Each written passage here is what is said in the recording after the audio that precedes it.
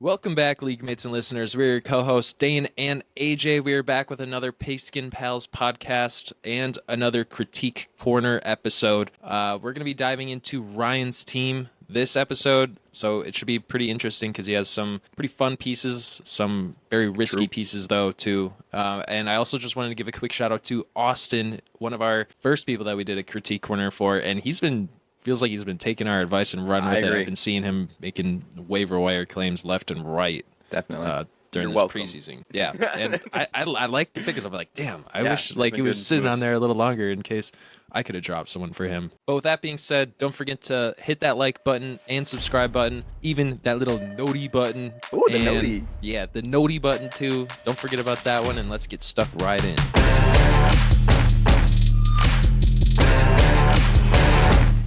Here we go. All right, going over Ryan's current starting lineup. And I guess that's just the rest of his team. He's got Caleb Williams, spicy, Jonathan Taylor, Trey Benson, Michael Pittman, T. Higgins, Kyle Pitts, Jordan Addison, Deontay Johnson, and Deshaun Watson, rounding out that starting lineup. So it's like not too bad. I'd say it's like fairly solid. RB2, little suspect, but everything else is pretty reasonable, I'd say. Not a lot of star power is the only thing other than like Taylor, I feel like, at this current juncture. I'm ready to claim Caleb Williams as a star. Yeah, I don't know about that yet. It could head there, but not quite yet. You got Drake Maye, Trey Lance as his backup QBs. Which one, Trey Lance? Yeah. Star, absolutely. Roschon Johnson, Jalen Wright, Miles Sanders, Jordan Mason, Evan Hall, Brian Thomas Jr., Curtis Samuel, Jameson Williams, Evan Ingram, Cole Kmet. And on IR, he's got Rondale Moore, Taxi, Jonathan Mingo, Aiden O'Connell, and Bucky Irving. Any initial thoughts there, Dayne? I think we kind of went over this in the power rankings episode, but this is a very risky team, I think, in our eyes, where these players could swing one way or the other pretty drastically this year, or maybe they'll just be right in the middle too. But it's just like a lot of young players and kind of new positions that we don't really know exactly how things are going to be shaking out this year or in the next couple of years, like with some contract players like T. Higgins and how these quarterbacks are going to be performing too their rookie year. No, I agree. I think in general, it's like a pretty good core of players, like pretty solid. You know, like JT's solid, Caleb Williams, assumingly, should be pretty good. T. Higgins and Michael Pittman is like a nice duo. There's not really that number one there, but those are two nice guys, I'd say, to have. Jordan Addison had a good year. Who knows? Ryan was freaking out for a little bit after the first injury scare. He was kind of pissed off because he's ready to compete. From what I know about Ryan, he's ready. He wants to try and win. He's sick of tanking. He's kind of tanked the past 2 years, so he needs all the help he can get because I think at least his running back depth, but his depth in general maybe is a little lacking. Yeah, so. I mean, there's some players that could shine this year that would help with that depth, especially like Jameson Williams and I think Curtis Brian Samuel Thomas, maybe having like a comeback. Yeah. I was thinking of players that have kind of been lackluster the past couple of years that could outperform what they've been doing, which were Jameson Williams and Curtis Samuel. But definitely, I think there's a lot of potential in Brian Thomas. When we were just reading through the lineup too, I feel like Ryan has like a very specific player that he likes to go after. Like I can kind of get a feel for like him as a fantasy football player, which is like he likes someone that's super exciting to watch, kind of, and has a lot of hype around him. Like he's gotten Caleb Williams, Jameson Williams, Trey Lance. Like he's high on like these players that get hyped up a bunch, and unfortunately it hasn't worked out completely yet. Not too well quite yet. Yeah. You know, I think this draft he did go a little bit safer, it seemed like to me, overall, in terms just like obviously you can't really go wrong with Caleb Williams. He's kind of just like the safest pick there was. Then I think Brian Thomas Jr. is a pretty safe pick. He's gonna be like a number 2 on a pretty decent team. He had, it was a pretty nice prospect, but he wasn't like crazy flashy. I think that's a good pick. And I think Drake Maye is a pretty safe pick too. I think maybe it'd take a year or two, but it's pretty safe. Did you go anyone else? The only one that was a little bit more taking a shot on was Jalen Wright, because that's the type of guy where it's, he could like blow up or he could. Yeah. But I think at where he probably got him, which I would assume would be late second or something like that, or early second, whatever it was. That's like a nice time to take those shots. So I don't hate that one at all. Neither, I agree. Yeah, you want to dive into the potential trades and just values that we're seeing on Dynasty Daddy? I guess forced, I want to say, is there how many players do you think are like untradeable on his team? Like for me, I'd say Caleb Williams probably. Yeah. I think it's just nuts that this like Caleb Williams, he just got him with the 101, but he's just so much more valuable than any other player that has. Yeah, it's insane. So I'd say like basically Caleb Williams is his only super untradeable player, I'd say. Everyone else I'm okay with trading if you get a pretty good deal for him. I don't know if you disagree here. I agree. I think there's just a couple players that I might not trade because I probably won't get the value that I want for him. Like Jameson Williams, whose ADP is tanking, and we're all kind of expecting like a big boost in some value this year. Mm-hmm.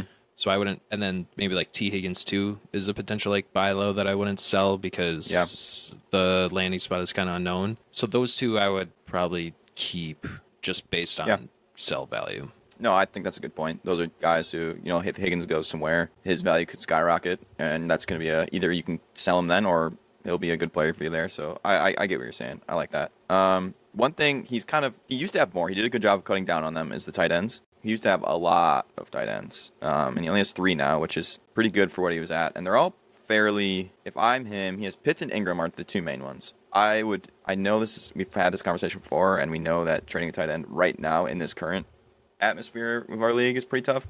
But if it ever comes up during the season that someone needs tight end, I think he should dump one of those guys because he has commit to play tight end 2 whenever one of those guys is on bye or something. And would you feel comfortable trading either one of them, or is there one that you'd rather kind of hold on to? I mean, assuming you're going to get value for both. Yeah, I mean, I think I'd probably rather keep Pitts right now, just because I think he has the higher. Like, this is probably the last year that you can really he's either going to go off this year or he's never going to go off. So if he starts going off this year, I would rather keep that because he's the type of guy who he becomes that top 3 tight end, right? So then I'd get rid of Ingram and say later. And I also think he's just got more years left, so I'd rather keep Pitts. And based off Ryan's archetype of player too, he feels like someone that Ryan would not get Ryan rid of. Ryan is also like pretty. From what I remember, I don't think he likes Kyle Pitts. Like, he made fun of me for picking him in redraft last year. I think he doesn't want to get rid of him. Like, I think he's like, I'm just gonna eat the cost almost. Like, I'm not gonna trade this guy away and have him pop off after holding him for this long. Yeah. So I think he'd be more inclined to go Ingram as well, which I think I'm also more inclined to want to trade Ingram. Me too. Because I also think Ingram has the more immediate value because he's kind of put up better numbers the past couple of years. So I think if like a contender's looking for someone, they'd probably more so go for Ingram because he's putting up more points at this current moment. Yeah. So with all that said, and if Ryan is saying that he wants to compete now, and we kind of believe he has a chance to compete also, what move do you think he would have to do to really solidify himself as a contender this year? And for me, I think it's this RB2 slot. Yeah. For sure. The rest of these flexes, like these 3, like Pittman, Higgins, Addison, if they're all playing, they're all pretty solid. Like, I feel really comfortable playing them every week. I think Deontay Johnson will be okay, but who knows? But I also think that with Brian Thomas or Curtis Samuel or Jameson Williams, one of these guys will be flex-worthy enough, like be good enough to play in that second flex. So for me, I think right now he just needs a little bit of running back help in my eyes. And would you be trading picks? I mean, he doesn't have a first next year. A first. He has a second. I was just thinking randomly. I know no one likes to really trade the rookies after they just draft them, but if he really wants to compete, I don't know if maybe you want to look up James Conner's contract right now, but we don't really know how long it's going to take for Benson to kind of take over that workload. Sure. So I'm thinking maybe you package Benson and someone else, like a receiver, someone that you said could be some flex valuable player, to someone for like an older running back that's going to get you some starts right away. So I don't think he'd get rid of J-Mo. So I think like Trey Benson plus like it would be like a Curtis Samuel probably, that's or what like I a was Deontay thinking. Johnson. Let's go Curtis Samuel because I think that's probably the most reasonable thing that he'd go for. So like right off the bat, this I don't think would happen. The Josh Jacobs, but the Zamir White is an interesting player, I think, for Ryan's situation. And you get Dobbs back too. That would. I see like Dobbs and Curtis Samuel they could almost be even. Yeah, so I think this is like a very interesting trade, and I think this is almost one that Austin could be okay with as well. Maybe Curtis Samuel has to get switched around, but getting Trey Benson, a guy who isn't going to put up points for him, and Austin we know is not going to be a good team. That's like only good for him. Yeah. So then maybe if he gets like another younger guy, that's like not that good. But you know what I mean? Like some different younger player or like a third or a second. I'd say probably a third.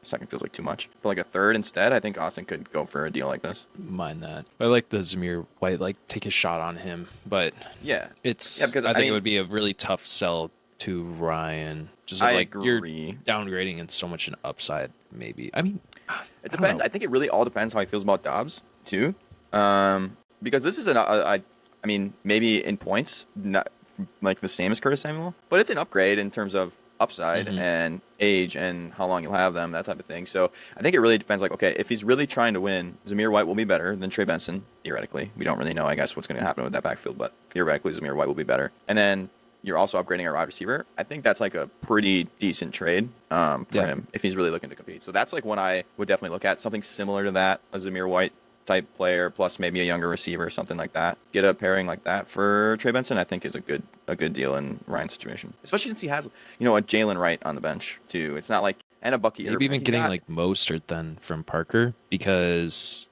that's like you could almost just trade like a second maybe for Mostert, and then you'd have Wright and Mostert. You'd have 66% of that backfield, like just of the players. And I think having 66% of that backfield in cheap assets like Jalen Wright and Raheem Mostert is actually really nice, because if one of those guys goes down, Devon Achane or Raheem Mostert, the other two who are left are going to be playable every week. I mean, I don't hate the Raheem Mostert call either. Any other moves that you want to talk about, or should we wrap this up?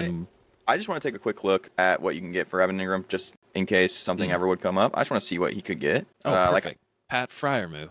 Pat Freiermuth. Yes, just what I was looking for.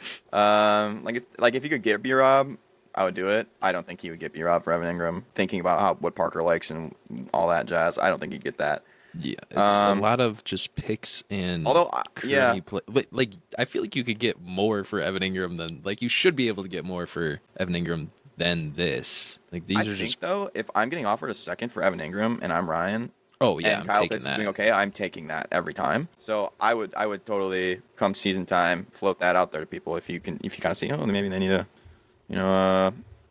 tight end, see if we can get a second or something. That's reasonable too, because then it's not like full commit to this attempt at competing, but it's also not hurting your chances, if that makes sense. You're getting value for next year, for your future, but not hurting your chance of trying to compete. So that would be the only other thing I'd look at. All right, that was our critique corner for Mr. Ryan. I think he's probably thinking similar things to what we're thinking. The trades that we put out there are probably easier said than done as well. So, if we said something that piqued your interest, not just talking to Ryan here, I'm talking about the other league mates that we have, and you're like, ooh, Ryan might be interested in something like that. Send those trades out, man. We love seeing the activity in our leagues. It makes it fun. It's not as fun when it's all stale. So send trades out, that's all I'm asking. Put some trades out there. Ryan, I hope you got some good advice from this. We'll see you guys on the other side. Don't forget to hit that like, subscribe, and noti button. We'll see you next time. See ya.